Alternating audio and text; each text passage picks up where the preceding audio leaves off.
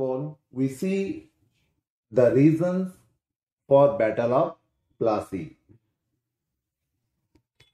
You have already known Battle of Plassey took place in 1757. Now we see detailed description.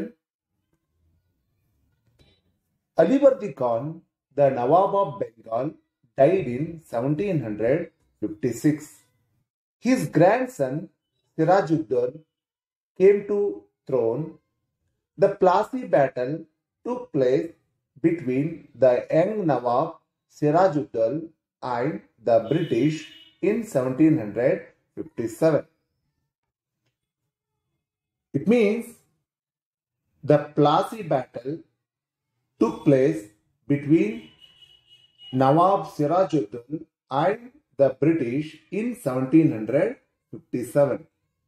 1757ರಲ್ಲಿ ಸಿರಾಜುದ್ದೌಲ್ ಮತ್ತು ಬ್ರಿಟಿಷರ ನಡುವೆ ಒಂದು ದೊಡ್ಡ ಯುದ್ಧವೇ ನಡೆಯುತ್ತೆ. ಅದಕ್ಕೆ ನಾವೇನಂತ ಕರಿತಾ ಇದೀವಿ ಅಂತಂದ್ರೆ ಪ್ಲಾಸಿ ಕಾಳಗ ಅಂತ ಕರಿತಾ ಇದ್ದೀವಿ. Reason number 1, misuse of dastaks. Sirajuddin was furious that the dastaks were misused by the officials of the company, incurring losses to the government treasury. It means Sirajuddin got angered because the British government misused dastaks. It's a big loss to the company. ಸಿರಾಜುದ್ದೌಲ್ ಇಲ್ಲಿ ಕೋಪಗೊಳ್ತಾನೆ. ಯಾಕೆ ಅಂತಂದ್ರೆ British government ಏನ್ ಮಾಡುತ್ತೆ ಅಂತಂದ್ರೆ company ವ್ಯವಹಾರಕ್ಕೆ ಇರ್ತಕ್ಕಂಥ ದಸ್ತಕಗಳನ್ನ ದುರುಪಯೋಗ ಮಾಡ್ಕೋತಾ ಇರ್ತಾರೆ. ಇದು ವಿಷಯ ತಿಳಿದು ಸಿರಾಜುದ್ದೌಲ್ಗೆ ತುಂಬಾ ಕೋಪ ಬರುತ್ತೆ. ಯಾಕಂತಂದ್ರೆ ದಸ್ತಕಗಳನ್ನ ಮಿಸ್ಯೂಸ್ ಮಾಡ್ಕೊಳ್ಳೋದ್ರಿಂದ ಆಟೋಮೆಟಿಕಲಿ ಕಂಪನಿಗೆ ಬರ್ತಕ್ಕಂಥ ಆದಾಯದಲ್ಲಿ ಕೊರತೆ ಬೀಳುತ್ತೆ. ಅವಾಗ ಕಂಪನಿ ವ್ಯವಹಾರಗಳು ಅಧೋಗತಿಗೆ ತಲುಪ್ತವೆ ಅಂತ ಸಿರಾಜುದ್ದೌಲ್ ಪಕ್ಕ ಗೊತ್ತಿತ್ತು. ಅದಕ್ಕಾಗಿ Sirajuddin got angered because the British government misused dastaks. Reason number 2, mending of the court without permission. The British government repaired the port of Calcutta and placed cannons in them.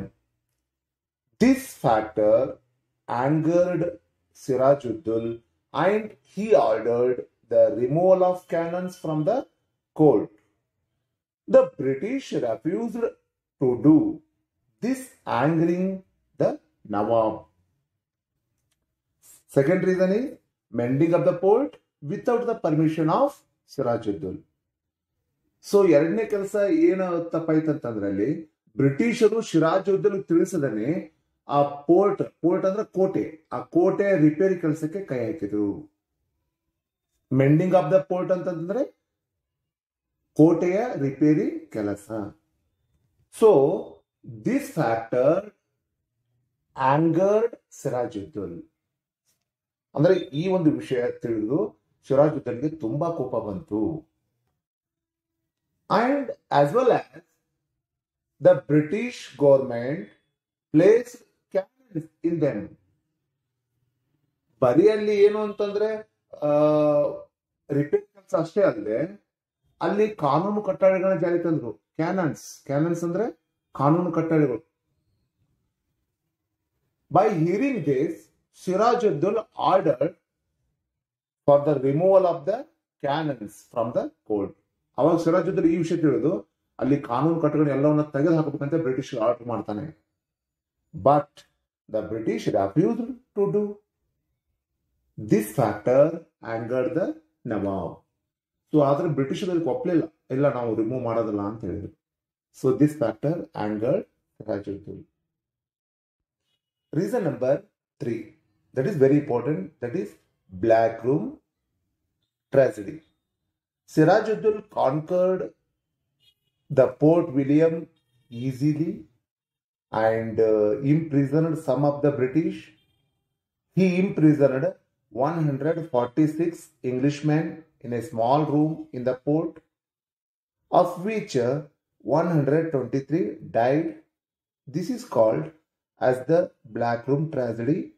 This enraged Robert Clive and arrived in Bengal with a large army. Third reason is very important. That is called a black room tragedy. ಇದಕ್ಕೆ black room tragedy ಅಂತ ಕರೀತಾರೆ. ಯಾಕೆ ಅಂತಂದ್ರೆ ಸಿರಾಜುದ್ದೌಲ್ conquered the port William. ಇಲ್ಲಿ ಸಿರಾಜುದ್ದೌಲ್ ಏನ್ ಮಾಡ್ತಾನೆ ಅಂತಂದ್ರೆ port William ಅನ್ನ ಗೆದಿತಾನೆ. ಹಿ conquered and imprisoned some of the British. It means he imprisoned 146 British people. So ಆತ ಏನ್ ಮಾಡ್ತಾನೆ ಆ ಸಂದರ್ಭದಲ್ಲಿ, ಆ ಒಂದು ಯುದ್ಧದಲ್ಲಿ 146 ಬ್ರಿಟಿಷ್ ಸೈನಿಕರನ್ನ ಸೆರೆ ಹಿಡಿತಾನೆ. Out of which 123 died.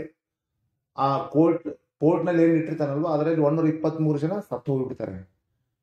So for that reason this is called as the black room tragedy. ಅದೇ ಕಾರಣಕ್ಕೆ ಇದಕ್ಕೆ ಏನಂತ ಕರೀತಾರೆ, ಬ್ಲ್ಯಾಕ್ ರೂಮ್ ಟ್ರಾಜಿಡಿ ಅಂತ ಕರೀತಾರೆ. This enraged Robert Clive. So ಈ ವಿಷಯ by hearing this Robert Clive got angered and arrived in Bengal with a large army. So ಬೆಂಗಾಲ್ಗೆ ವಿಸಿಟ್ ಮಾಡ್ತಾನೆ ದೊಡ್ಡ ಸೈನ್ಯದೊಂದಿಗೆ. Now we see outcomes or results of the Battle of Plassey. First result, this war brought out the immortality, lack of unity among the Indians and the greed of Indian businessmen. ಈ ಯುದ್ಧವು ಭಾರತೀಯರಲ್ಲಿದ್ದ ಅನೈಕ್ಯತೆ, ಅಸಂಘಟನೆ ಮತ್ತು ಈ ಕಾಲದ ವ್ಯಾಪಾರಿ ವರ್ಗದಲ್ಲಿದ್ದ ಲೋಭಿತನವನ್ನು ಪ್ರದರ್ಶನ ಮಾಡಿತು. Second result, Mir Jafar became the Nawab of Bengal. ಅಂದರೆ ಮೀರ್ ಜಾಫರನು ಬೆಂಗಾಲ್ದ ನವಾಬನಾಗಿ ಆಯ್ಕೆಯಾಗುತ್ತಾನೆ. Result number 3, the company gained exclusive rights to do business in Bengal. ಕಂಪನಿಯು ಬಂಗಾಳ ಪ್ರಾಂತ್ಯದಲ್ಲಿ ವ್ಯಾಪಾರ ನಡೆಸಲು ಅನಿರ್ಬಂಧಿತ ಹಕ್ಕನ್ನು ಪಡೆಯಿತು.